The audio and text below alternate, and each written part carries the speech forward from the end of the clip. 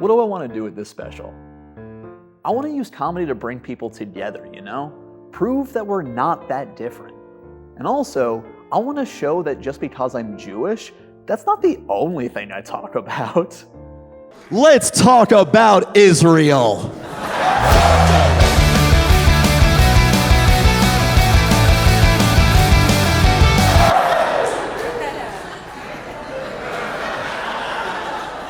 Why does some of you look nervous all of a sudden? Please don't be. I'm allowed to talk about this. I am Jewish as fuck. Also, when it comes to the Israel-Hamas war, I happen to have the only correct opinion, which is you don't have to pick sides in every fight. People are so quick to just jump on a team and make excuses for them. The only team anyone should root for right now, Team Human. The civilians on both sides caught in other men's wars. I'm so tired of our species killing each other when we need to unite against the real greatest threat facing humanity. Australians, can we talk about how those sexy island criminals are trying to replace all of us? Hiding their accents. You see what's going on in Hollywood right now? Wolverine, played by an Australian. Barbie, secret Australian. The guy my ex left me for, any guesses? Actually, Canadian, and fuck them too while we're at it. The only team that matters is Team Human. Everybody else, I say fuck Netanyahu, fuck Hamas, fuck Democrats, fuck Republicans, fuck you, fuck me, fuck bitches, get money.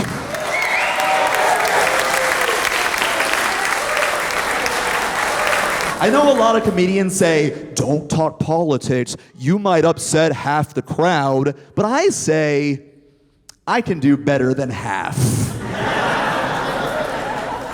For anybody with a political bumper sticker on your car right now, let me be clear.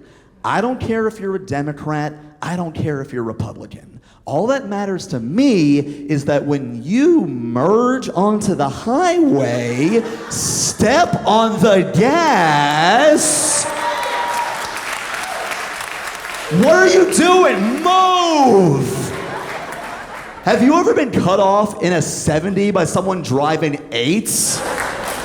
And then you see their little sticker that says, vote blue no matter who, and you're like, are you trying to flip my vote or my Corolla right now? Also, no matter what you guys believe, can we all come to the center of the aisle and agree, if you're a fan of a politician, you are a nerd. What are you doing? You're buying hats, t-shirts, and yard signs for people that make the rules?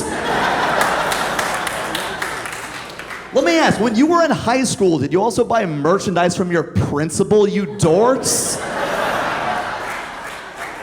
Walking up to them with your geeky hall monitor sash like, tell me what to do harder, Headmaster Reagan. Tell me I'm a good boy. Also, this is a good time to acknowledge this. For anyone who's never seen me before, I want you to know that I know you weren't expecting to hear jokes this dark out of somebody that sounds like Steve from Blue's Clues. I get it. I know, that would be a weird episode. Hey kids, grab your handy dandy notebook. Today we're gonna solve the mystery of who really killed Jeffrey Epstein. Look, a clue, follow the money. I'm like this because growing up, I spent every weekend with my sweet grandpa Jaime. He was like a Yiddish-speaking Mr. Rogers, despite the fact, growing up, he was almost murdered by the Nazis in Poland and the communists in Cuba, far right and far left. So his political beliefs were, catch me if you can. He was the sweetest person I ever knew, but would occasionally just bust out with the darkest things I've ever heard. One time when I was about 7, he took me to a mall at 8:59 a.m. And I know that exact time because we went into a store and a clerk said, "Sir, you can't be here right now. We're not open for another minute." And my grandpa just went, wow. This is the second time a dictator kicked me out of a banana republic. I was just like, I can't wait till I'm old enough to understand that reference. And that is where this comes from. So I'm dark, but don't worry, I'm wholesome. My wife Katie, last week, we celebrated 10 full years together. Yes! Love, commitment, tax breaks. I love all of it. And I have a lot of single friends who are always like, Nat, don't you get tired of sleeping with the same woman over and over? And I'm like, hell no. Because the longer you've been with someone, the freakier you get. That's why old people have such bad posture. Oh, you see two elderly folks holding hands, walking down the street looking like quotation marks? Yo, they've been blowing each other's bats out since the Truman administration.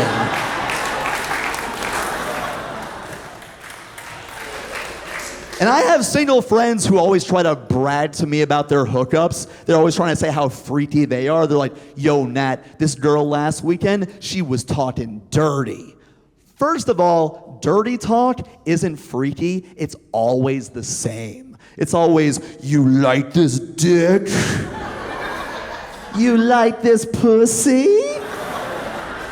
It sounds like they're asking for a 5-star Yelp review, doesn't it? You like? Tell your friends, I'm open. That's not freaky. Freaky is a long-term relationship. Let me ask you guys something. Have you ever had somebody fuck you and then FaceTime your mom afterwards? That is wild. You won't find that on Pornhub anywhere. To just go from harder to, hi, Helen. And you think you can compete with that because a girl called you daddy? I know her family so well, I call her daddy. I'm a freak.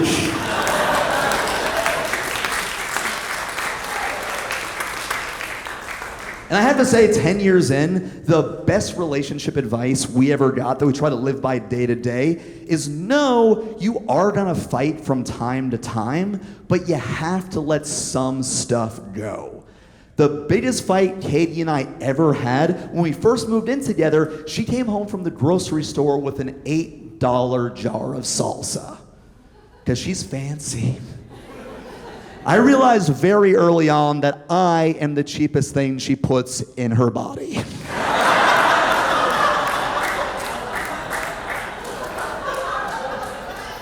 Any hoozles. Katie takes this $8 salsa and she puts it up in a cabinet. The next day while she was at work, I opened it, had some with lunch, closed it, and then put it right back in the cabinet where I found it. Oh. Hey, for those of you groaning right now, what's it like being perfect and never making mistakes?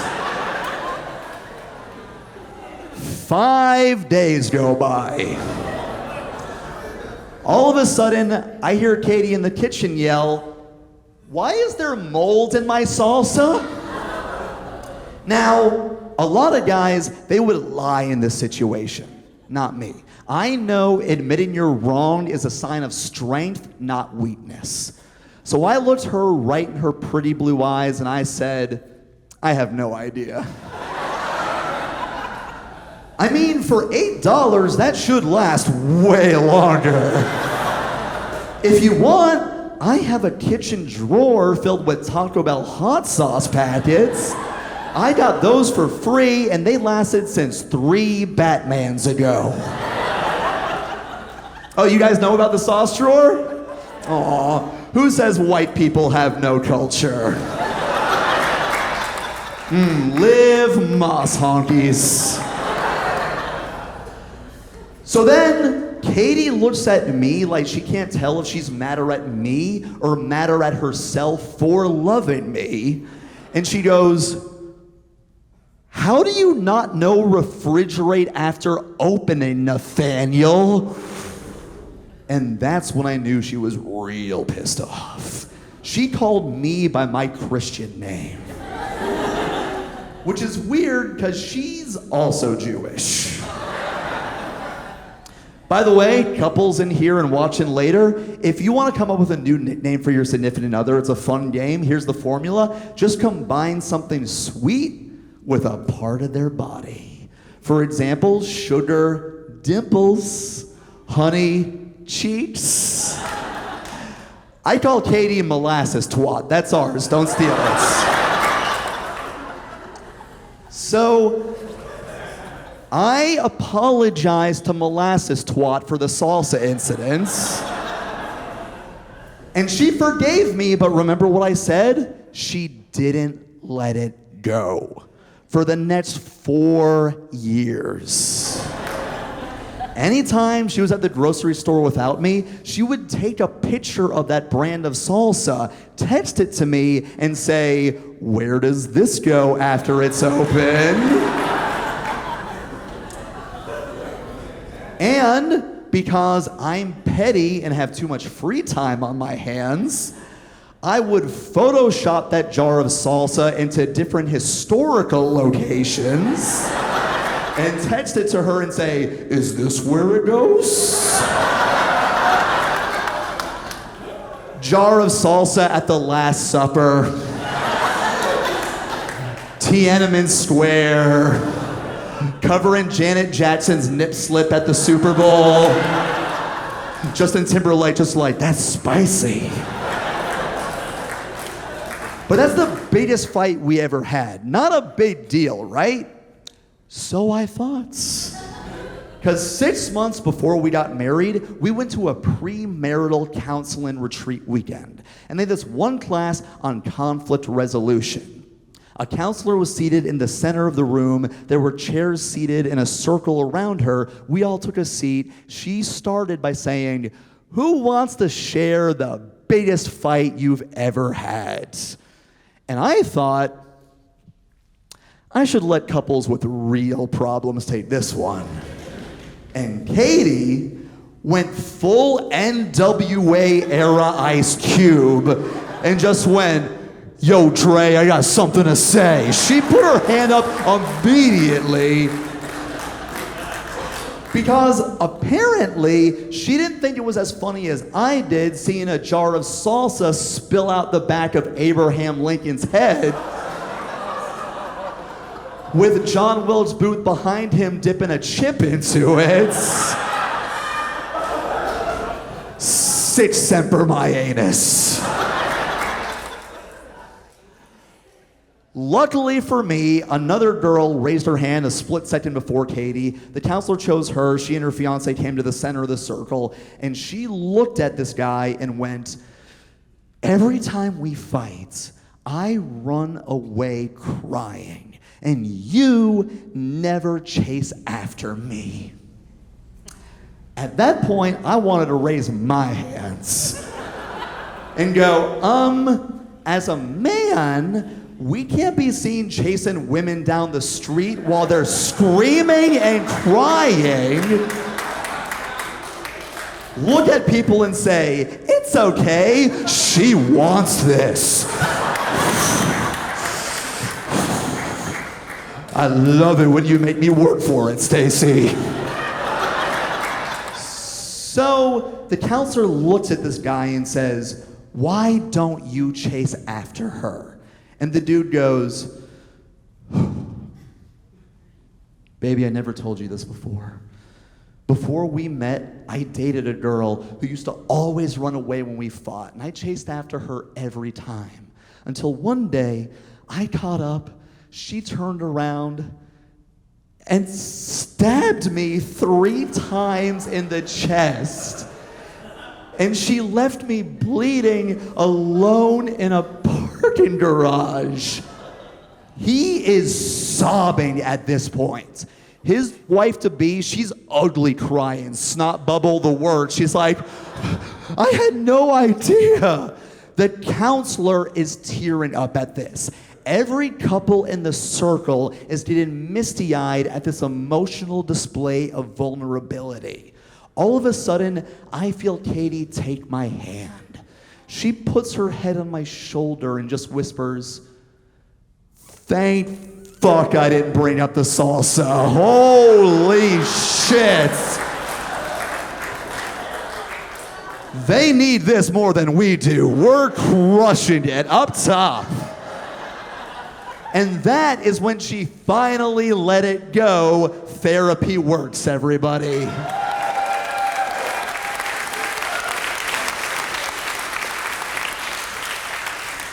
And my favorite part of that story was the drive home at the end of the weekend. Katie looked over at me and went, that was so crazy, cotton candy cooch.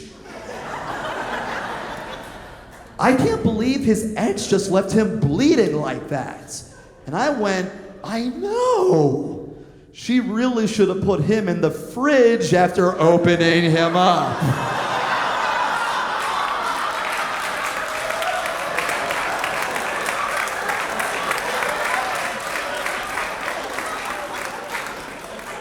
You do know where it goes. Oh, I'm such a great husband. I would never cheat on Katie. I wouldn't do it because I love her, I respect her, and most importantly, if I did cheat, I would lose my dog. And I love my dog. Even though my dog is a little asshole, whose favorite game at the dog park is to trot up and pee on other dogs. We call him Kelly. He is a menace.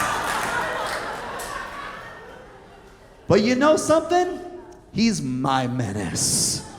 We adopted him from a shelter. The amount of love we've given him, he's given back tenfold. And I am not going to lose that just to let some random couple in San Diego lick my nutsack. It is not worth it. Especially because with a little bit of peanut butter, he can do the same trick.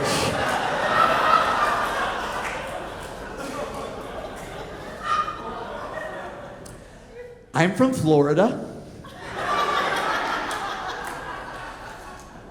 That was a transition, not an explanation. What are you laughing at?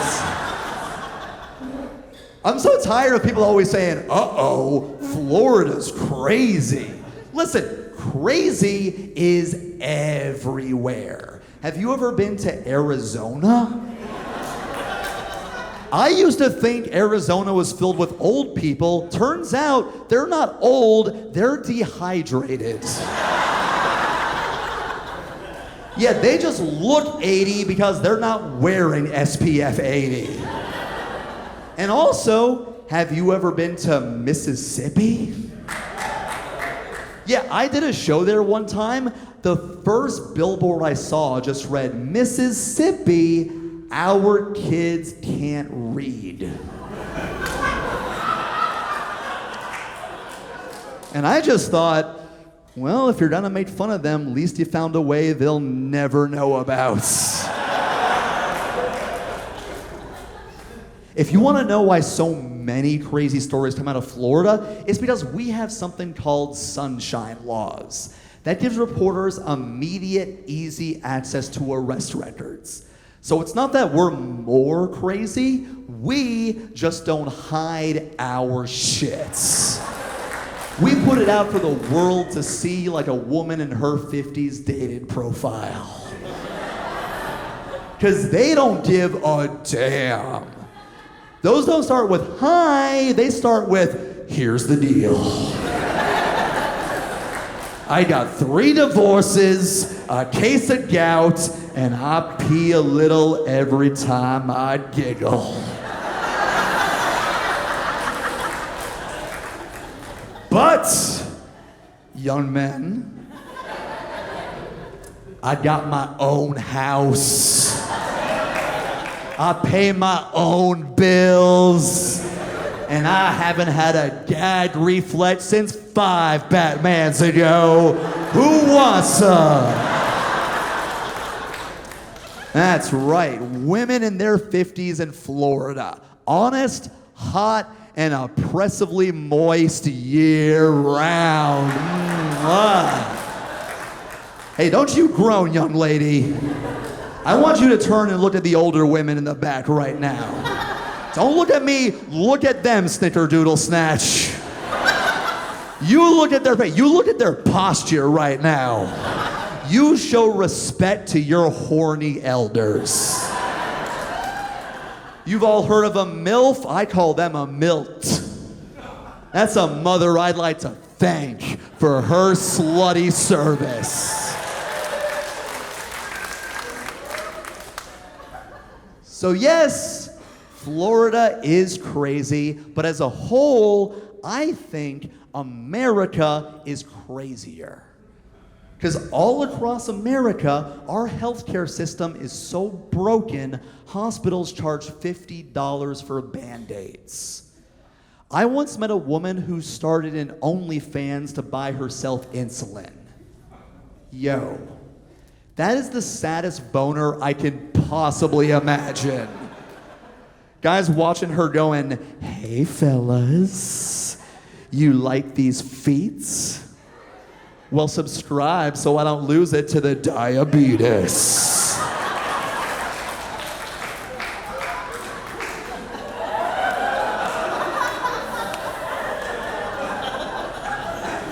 Is this a telethon I'm watching?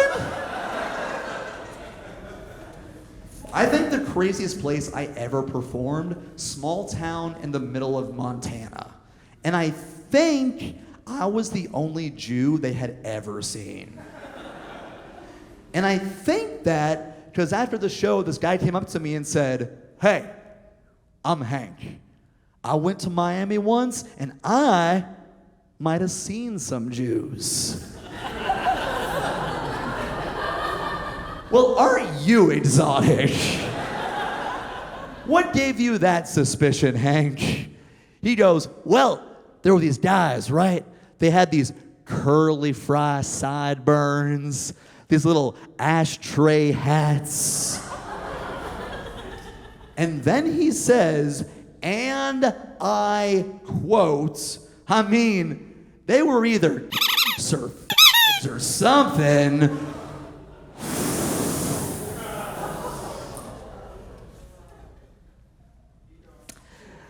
Let me ask you guys something. Have you ever been so confused you forgot to be offended in a moment? Because he said those slurs to my face, horrible, but my only thought in that moment was, what do you mean, or? You know you can be both gay and oy vey at the same time, right?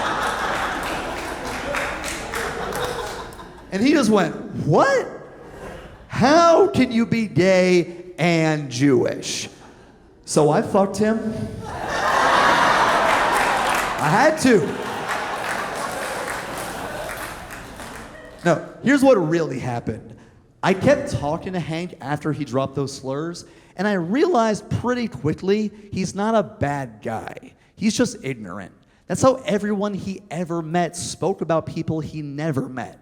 The danger, though, with ignorance is that it can easily evolve and be manipulated into fear and hatred. The best way to fight ignorance is to meet as many different types of people as you can.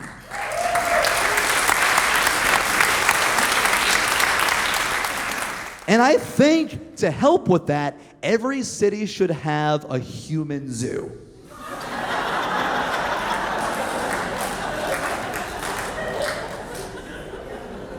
I've been told I need to be very clear about this. A volunteer human zoo. I don't want to see poachers setting traps at ukulele stores. I'm gonna get a Polynesian. That is not what I'm pitching to you.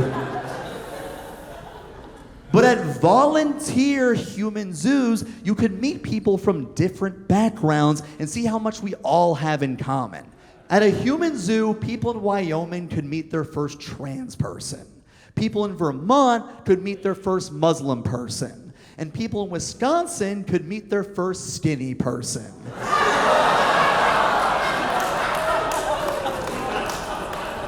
By the way, that's just a joke. I've been to Wisconsin. They have skinny people. I met him. His name is Carl. They kept him in a museum. I was like, oh, lactose intolerant. That explains it. But the more people you meet, the more you see everyone is their own individual and not a representation of their whole group. I think stereotypes are bullshit. Perfect example, I have a black friend who works as a lifeguard. I'm gonna say that a second time. For those of you still doing the racial mental math right now. My friend is a black lifeguard. He should talk to as many ignorant people as he can to prove that stereotype you're all thinking right now isn't true, and black people can, say it with me everybody, get skin cancer. Who the fuck just said swim?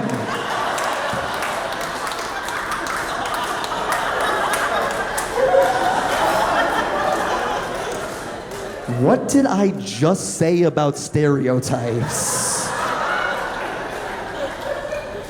Congratulations, San Diego. I'm gonna make sure you get a human zoo tomorrow.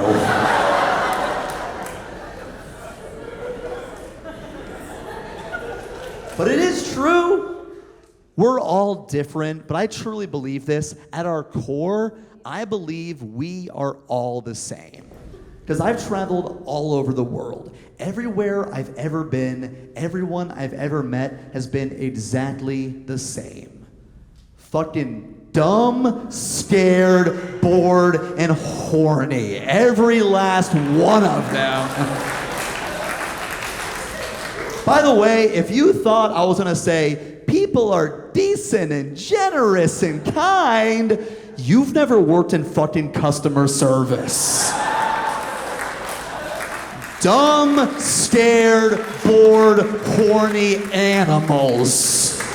We're all out here just trying to fill our souls and fill some holes. That's all this is. I'm glad you guys like that. For some reason, Panda Express refuses to put it in their fortune cookies. I don't know why. They could say, what's the meaning of life? Souls and holes. Try our egg rolls. It would be perfect. Dumb, scared, bored, horny. I know that sounds cynical. I think it's beautiful. That's the one thing we all have in common. The shared anxiety and uncertainty of being alive. That should bring all of us together, like when we were in middle school and a teacher assigned weekend homework. Oh, it sucked, but it was the one time everyone from every social circle was united. Bullies and nerds coming together to say in unison, fuck that bitch, Miss Lipschitz.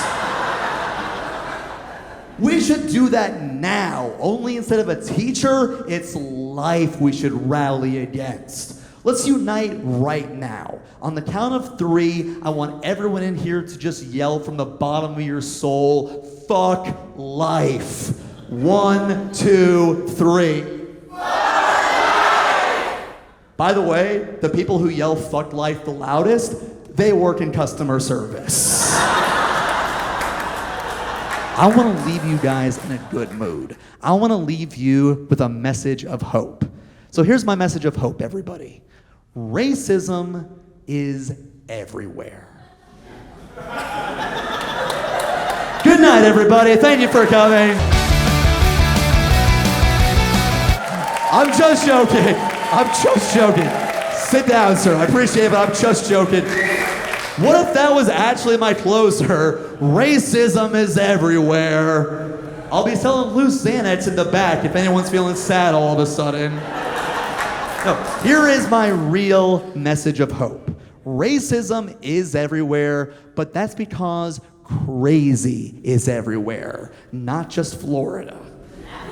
And the reason we're all crazy is because we're all dumb, scared, bored, and horny.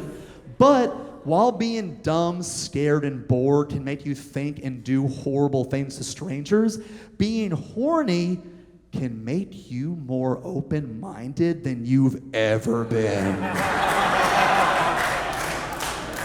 Some of you are thinking about very specific nights in your life right now, aren't you? I'll never look at a waffle maker the same.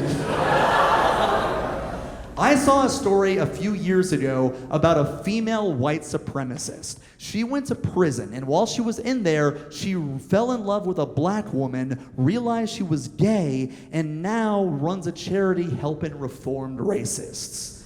That is a beautiful story with a powerful message. And that message is, have you ever gotten pussy so good it makes you a better person and shit? Yo, forget tolerance. What we need right now is more post-nut clarity. That was a real come to Jesus moment she had. And she fell in love with someone that she otherwise would have never talked to. And I think that's beautiful. I think that's something that we should all have the opportunity to get. And to help, I think every city should have a human zoo orgy nights on Tuesdays. Because guys, if we want to save our souls, we gotta fill some holes. I hear wooing, those mouths should be full right now. And I'll be honest, being horny made me a better person. Because I didn't lose my virginity till I was 26 years old. Here's 2 fun facts about me. My last name is Baimel, and there's only 12 Baimels in the entire world, which means not getting laid runs in my family. But there were advantages to it. Like, a lot of my friends, they lost their virginity at 16 in the back of their parents' car. Lame. 26, I lost my virginity in a car I rented. Like a man. I left a deposit, and then I left a deposit. And the girl I lost my virginity to, she is not the type of person I thought I would ever wind up with, and I dated her for a year, which is shocking because she was really into crystal healing. But I'll be honest, I was a 26-year-old virgin. I wouldn't have cared if she was into crystal meth. I was like, let's go. And I saw when I said crystal healing, a lot of you guys started giggling. I used to always shit on crystal healing. I feel bad about it now because the second I lost my virginity to her, the second I just thought, who cares? It's not hurting anybody. If it gives them some peace of mind, let them have it. And is it really that much crazier than any other belief? Like, I'm a Jew. I'm missing part of my dick right now.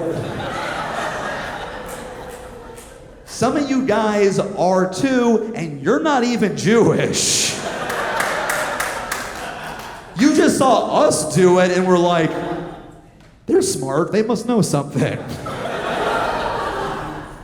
And then a few years after that happened to me, I went to Hebrew school, and the rabbi explained to us, never get a tattoo, never get a piercing, because it is a sin to alter your body in any way. And I said, what the fuck was this, Shlomo? Like I said before, the best relationship advice is knowing you're gonna fight from time to time, but you gotta let some stuff go. As human beings, we are all in a relationship with each other. I say, stay horny, and maybe we can finally let go of all this useless tribalism and finally unite as one tribe. Team Human. United against Australians that don't step on the fucking gas when they merge onto the highway. I'll be honest, that's all this show's really been about. Step on that fucking gas. Feels good being united for a change, doesn't it? That's all I want to do is bring people together. So let's talk about guns now.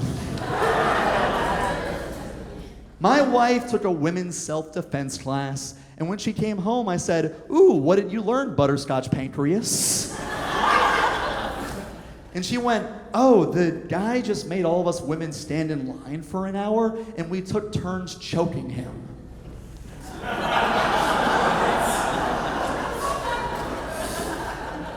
What kind of self-defense is that? Hey, ladies, if you make a mugger come, he'll leave and never call you back afterwards. Come back next week for Spitting in My Mouth 101, mommies. Listen, as a feminist, I think every women's self-defense class should be 6 words. Buy a Glock, shoot the cock. And listen, I know a lot of you guys probably weren't expecting me to do a pro-gun joke, because I look like I would try to stop a home invasion with compliments and tummy tickles. But I think there are a lot of good arguments for owning guns responsibly. The one argument, though, I've never liked is when people say, I need guns to keep the government in line. Look, if the government ever goes door to door rounding people up, our guns would be annoying, but you can tell they're not afraid of us having them because they keep letting us have them. If you want to see what the government is really afraid of us having, look at what they keep us from getting our hands on. Money, affordable health care, a decent education. Coincidentally, all the things they promise if you join the military. And if you want to see how much the government takes care of our soldiers, here's a joke my Army buddy Greg told me that apparently everyone in the service knows. The VA hospital.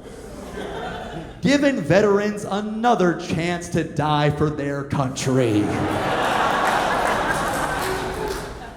The government isn't afraid of our guns because the government isn't even in charge. It's the corporations funding their campaigns and giving insider trading tips to both parties. They make all the real decisions. They took over decades ago. And they don't care about us getting bullets and 12 gauges as long as we never get paid leave and higher wages.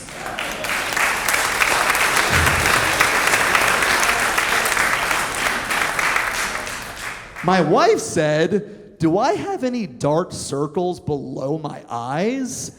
And I said, yeah, it's called a butthole. I know that joke came out of nowhere. Let me explain myself to you.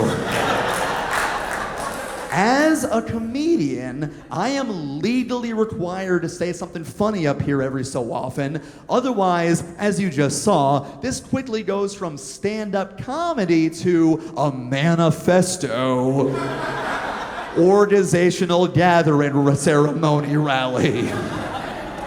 So don't worry, guys. If I get caught up in a rant, I'll say something silly like, why do we call it a milk mustache when we could call it a Dairy Sanchez? That way you guys stay entertained and I keep my name off another watch list. Hey, here's another joke you guys can take home with you. Do you ever notice how Congress is doing nothing to stop corporations from buying hundreds of thousands of residential homes, driving up prices and creating an artificial housing crisis to force the middle class to keep renting from them till we die? By the way, I am available for corporate gigs if anybody has any leads. Seriously, tell your bosses I will be a hit at the next office pizza party they throw instead of giving you that raise you earned 3 fucking years ago. I'm just so pissed off because it's so obvious what they're doing, and instead of us uniting against the corporate bastards that got away scot-free with creating multiple recessions, poisoning our food and water, and creating the opioid epidemic, we're too busy fighting each other over trans pole vaulters. One side saying their bone density gives them an unfair advantage. The other side saying their wiener will smack the bar, it evens out.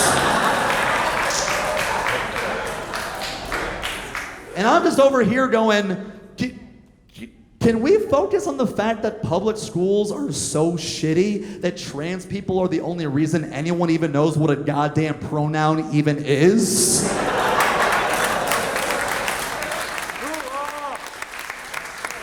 Or how about this?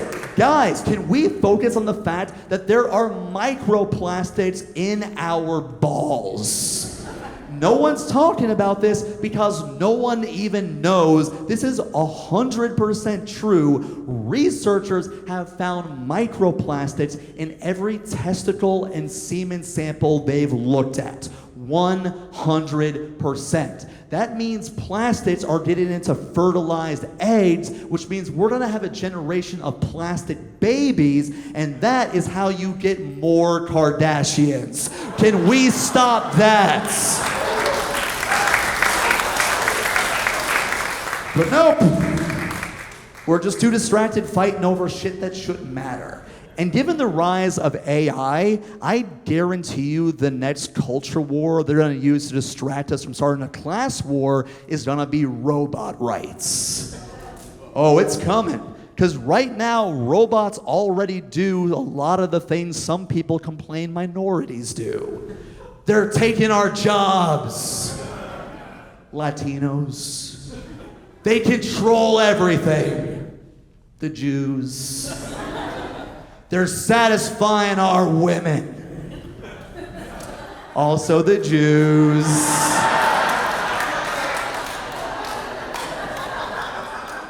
Guilty.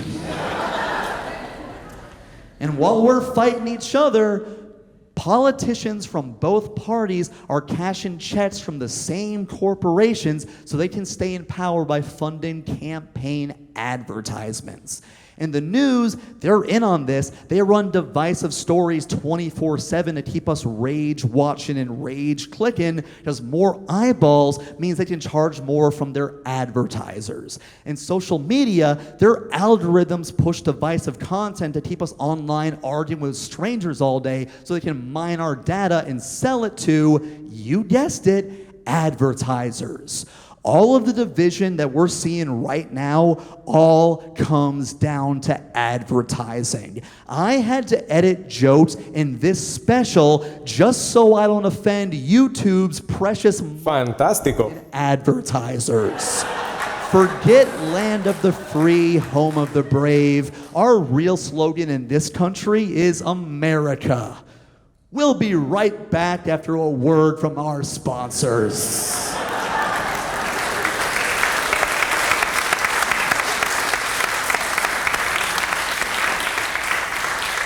My wife said, "Do you think any cannibals are bulimic?" I bet their favorite song is "Can't Keep a Good Man Down." It's still a comedy show, everybody. We just barely made it under the wire. Oh, that last one was a heavy one. I think you guys deserve a treat after that. So I'm gonna let you choose this next one. Choose your own adventure. For this next bit, do you want me to do an easy joke or a difficult joke? Shout it out. Difficult! Difficult it is. Anyone else tired of pretending the homeless can't be assholes?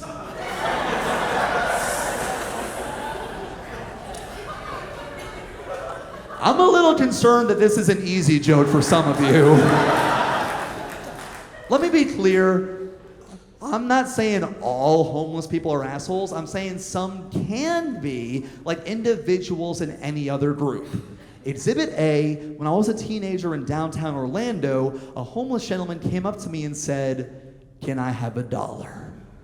Then a second homeless guy came up from behind him and yelled at me, "Don't do it! It's for crack!" Snitch, can we agree that is an asshole, bitch-ass punk maneuver?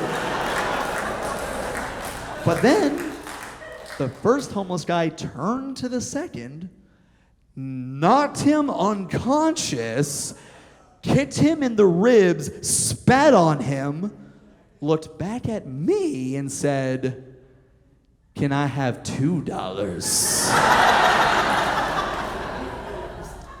I was just like, sorry. I'm a little bitch, man. I was just like, I know. And he went, "Kill yourself." And because I'm too much of a people pleaser, I said, "I'll try." And he said, "Don't try, just do it." Which sounds a little mean, but also highly motivational. Because a week later, my college had a student open mic night. And I've always loved stand-up comedy, but I used to be cripplingly shy. And I looked at this poster and I thought, can I do this? And you know what went through my head? Don't try, just do it.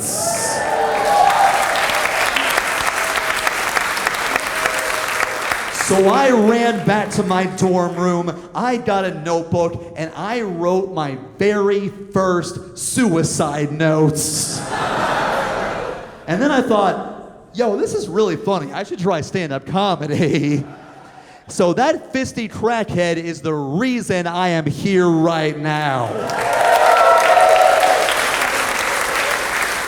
He is the reason I became a comedian making $9,000 a year. Thank you, Blue Eyes. I might see you on the streets very soon. And I also want to be very clear about this. I completely understand when the homeless are angry because we constantly look down on them and ignore them, which I think is disgusting because we're all just 2 bad months from being where they're at. All it takes is losing a job, getting sick, an abusive home, or spending 15 years as a comedian making $9,000 a year. And nobody in city halls, nobody in governor's mansions has any lasting solutions for where to house them. Which is why I think we should house the homeless in city halls and governor's mansions. I mean, it would be a seamless transition because they're already filled with mentally ill drug addicts nobody trusts with their money. When I was in 4th grade, my teacher took us on a field trip to City Hall. At the end of the field trip, they had an open forum. The city council was sitting there listening to people come up and ask them for things. And I'll never forget this. One guy came up to the podium and said, "I think we should give free school lunches to poor children." And this one representative, he was seated behind this beautiful mahogany desk, and it's this marble column with a giant gold seal of Florida on it. He looked him in his eyes and said, "There's no room in the budget." And at 9 years old, I stood up and I just went, "Then sell all of this shit, you unscrupulous..."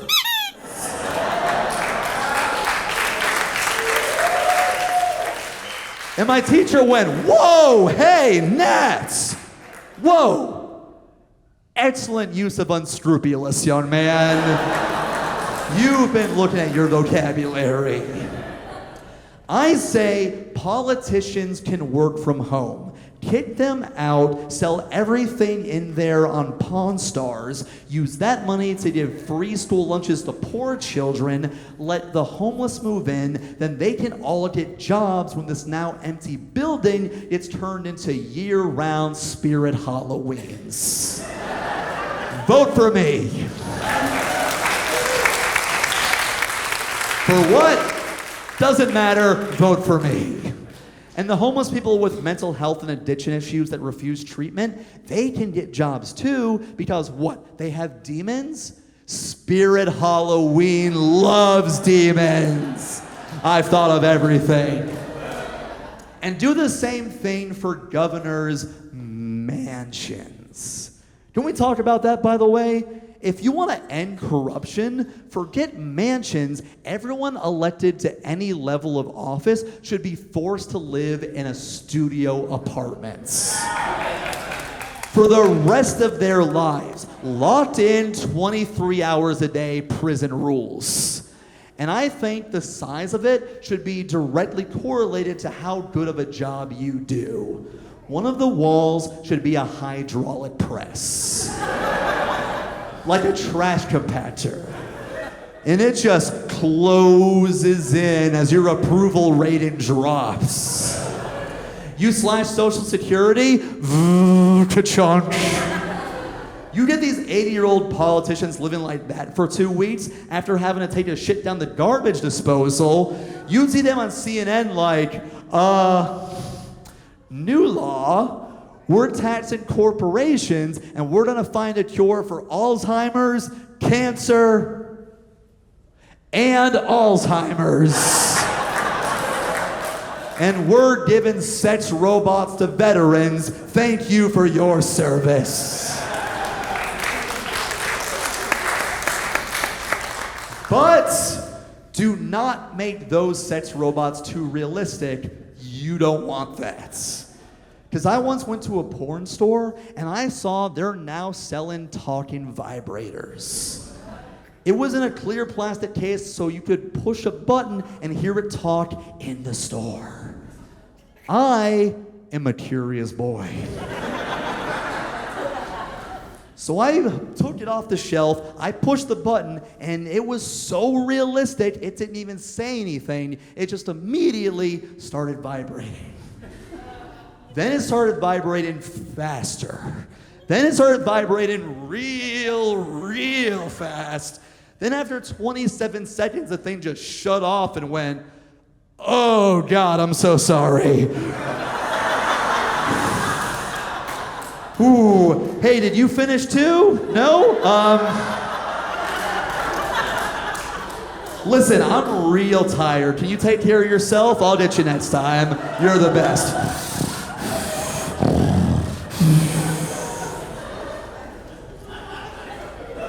And that is how we stop corruption, everybody. And the last thing, I complained a lot about politics. And I believe if you complain about something, you are obligated to offer a better solution. So here is my solution for how to fix politics. I assume you'll all agree, we need age limits for politicians. I don't think you should be allowed to serve unless you are older than 85. Because then we don't have to worry about term limits. God will take care of that for us. And what if they're senile? Good. That means they'll finally be honest. Because I used to work at a nursing facility, and Alzheimer's patients incapable of lying. I once saw a nurse come up to a guy and say, "Harry, do you want water to wash those pills down?" He looked up at her and went, "I want to fuck you sideways." Yo, that is the level of transparency I want from my representatives.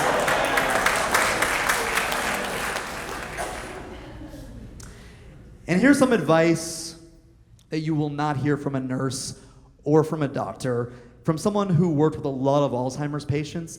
If someone you love forgets that their spouse is dead, don't remind them.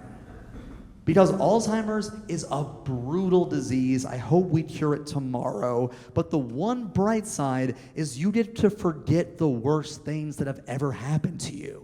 If I'm 95, lie to me. If you see me shuffling around with the light glazing out of my eyes going, "Where's Katie?" I want you to say, "Oh, Nat, you don't remember? She's in your other mansion, you undisputed WWE heavyweight champion."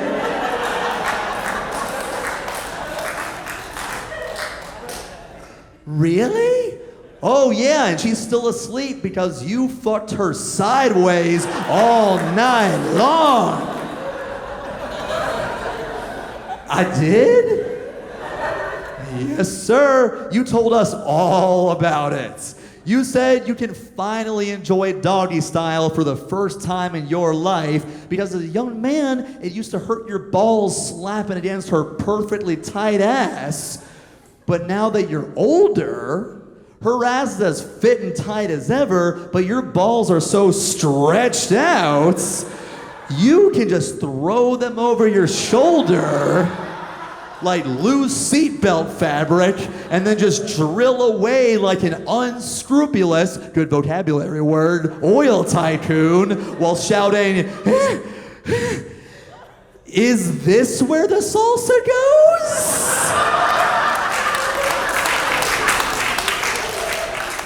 Remember, everybody, fuck life, go Team Human, and don't try. Thank you very much, everybody. I really appreciate you coming. Shalom.